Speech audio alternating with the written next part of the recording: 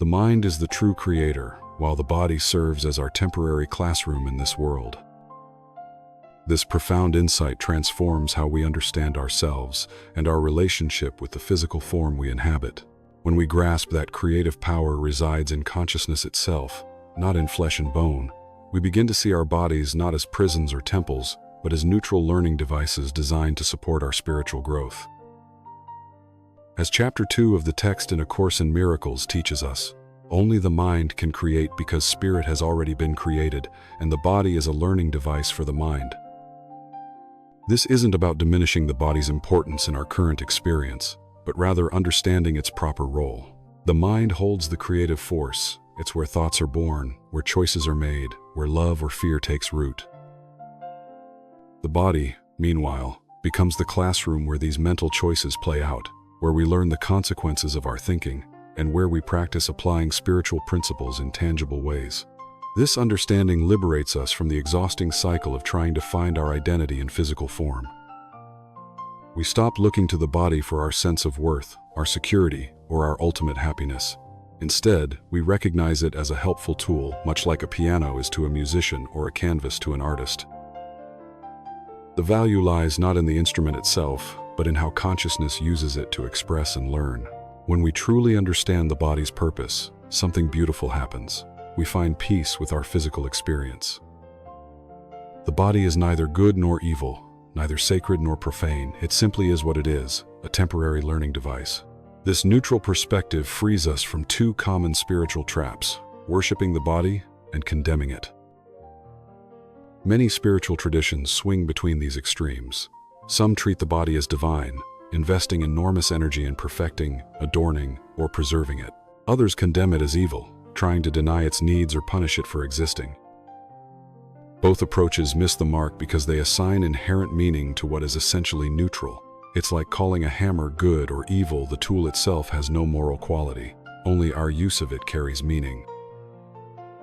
This balanced understanding brings tremendous relief. We can care for our bodies without being enslaved by them.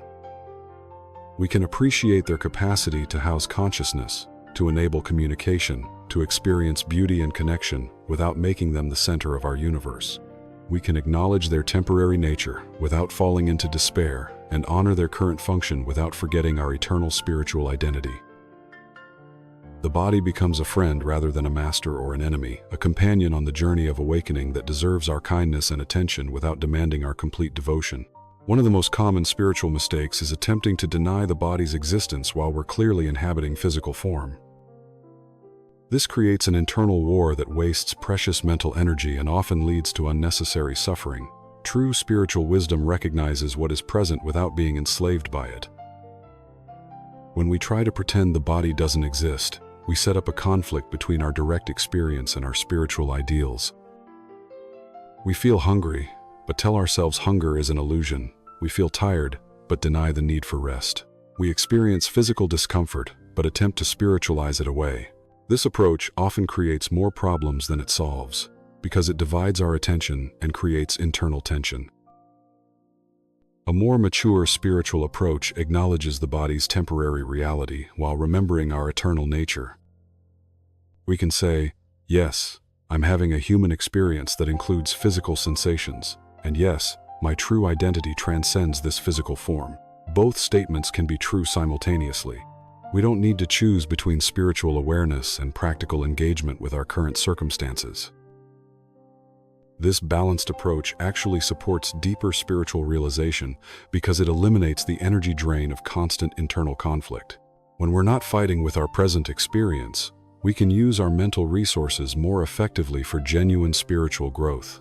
A Course in Miracles offers a fascinating perspective on healing and medicine. All material means that you accept as remedies for bodily ills are restatements of magic principles. This insight doesn't condemn medical treatment, but rather reveals how we often invest external remedies with power they don't truly possess.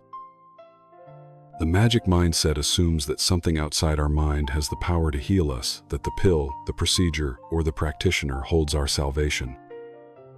While these external means can certainly be helpful, the Course points us toward understanding that true healing happens at the level of mind, not matter.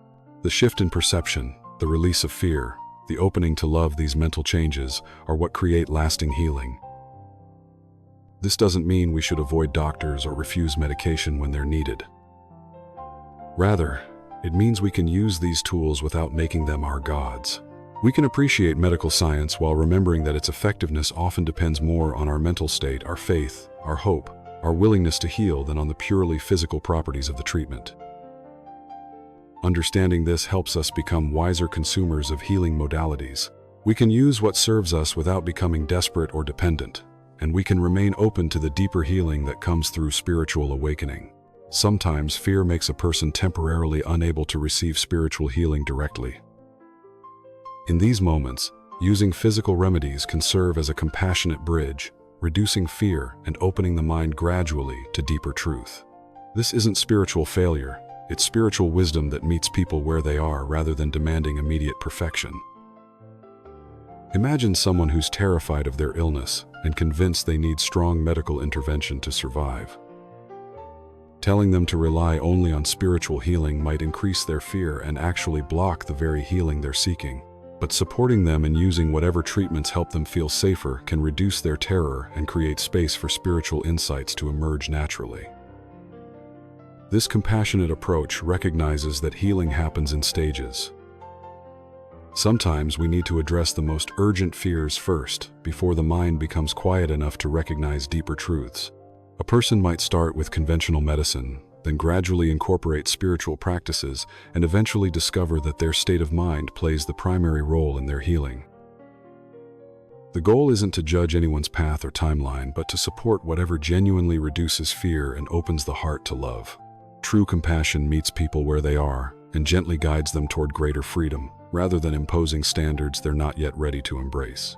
As we release fear through whatever means serve us, we naturally become more receptive to the healing power of love. Fear creates a distorted perception that makes miracles seem frightening rather than healing. But as our minds become quieter and more trusting, we begin to recognize the gentle, natural quality of spiritual transformation. The word miracle often conjures images of dramatic, supernatural events that violate natural law. But A Course in Miracles defines miracles as shifts in perception from fear to love, shifts that restore our natural state of peace and wholeness. These shifts feel natural, not forced, because they align us with our true spiritual nature rather than asking us to become something foreign. As we practice releasing fear, whether through forgiveness, meditation, therapy, medicine, or any combination of approaches, we discover that healing isn't something we have to strain for or deserve. It's our natural inheritance as spiritual beings. Love is our essence, peace is our home, wholeness is our truth. Healing simply removes the barriers we've placed between ourselves and what we already are. This understanding transforms our approach to both physical and emotional healing. Instead of desperately seeking fixes from outside ourselves, we learn to clear away the mental obstacles that block our natural radiance. We become gardeners of consciousness, gently removing the weeds of fear and resentment so that love can flourish. The journey from fear to miracle readiness isn't about perfection, it's about willingness. Each moment we choose love over fear, peace over conflict, forgiveness over resentment, we prepare our minds to receive the healing that's always available. And in that receptivity, we discover that miracles aren't supernatural interruptions to natural order, they're the restoration of natural order itself. If these insights have touched something in your heart, consider sharing them with others who might be ready for this gentle invitation to healing. Sometimes a friend, family member, or colleague is searching for exactly this kind of understanding about the relationship between mind, body, and healing. Your willingness to share might be the bridge that helps them find their own path to peace. May you find comfort in knowing that healing is your natural right, that your mind holds creative power beyond what you've imagined, and that love is always present, waiting gently for your recognition.